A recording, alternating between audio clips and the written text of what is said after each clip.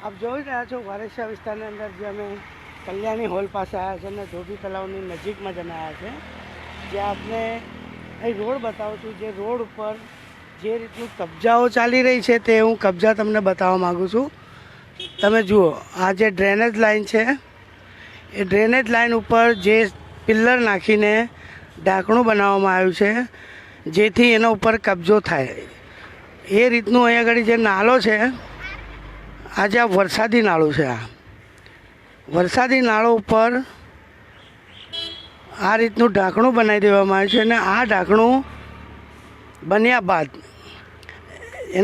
બાદ જે આના ઉપર કબજો કરવામાં આવ્યો છે હું તમને બતાવું છું. જે રીતનું આ કબજો થયેલો છે અને કોઈ દસ્તાવેજ નહીં, કંઈ નહીં, ગેરકાયદેસરનું બાંધકામ આ બધું થયેલું છે અને આ રોડ ઉપર હજુ પણ દબાણોનું ષડયંત્ર ચાલુ જ છે. હું તમને બતાવું છું આ બધી ગેરકાયદેસરના જેટલા બી વારસિયા વિસ્તારમાં છે. અહીંયા આગળ બી જે ગાંડા હોસ્પિટલ તરીકે જે ઓળખાય છે એની બાજુમાં જ ષડયંત્ર, આ બધું જમીનોનું કૌભાંડ, જે રીતના અહીંયા આગળ પાઇપો બી પડ્યા છે અને અહીંયા આગળ સાંભળવામાં આવ્યું છે કે આના ઉપર હવે જે પાઇપો છે જે નાખવામાં આવશે.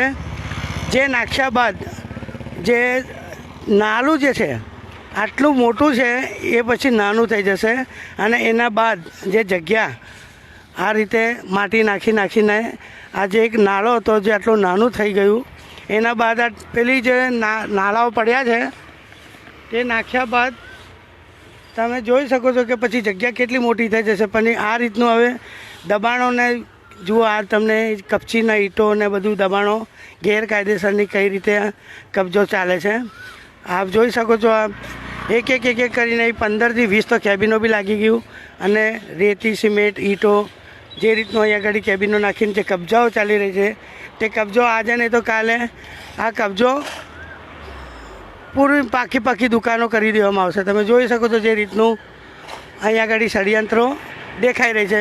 આ ધોબી તલાવ છે, ધોબી તલાવની બાજુમાં જ છે આ.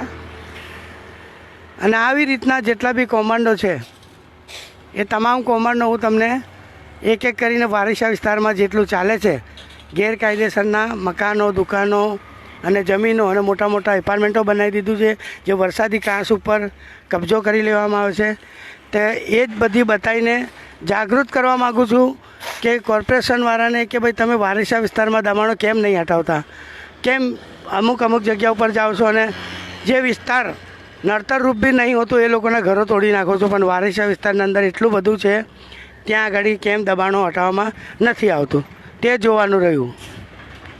ન્યૂઝ ઓફ ઇન્ડિયા લગાતાર હવે લાઈવ બી કરીશ. મેં અત્યારે આ ન્યૂઝ બનાવીને પછી હું લાઈવ કરીશ.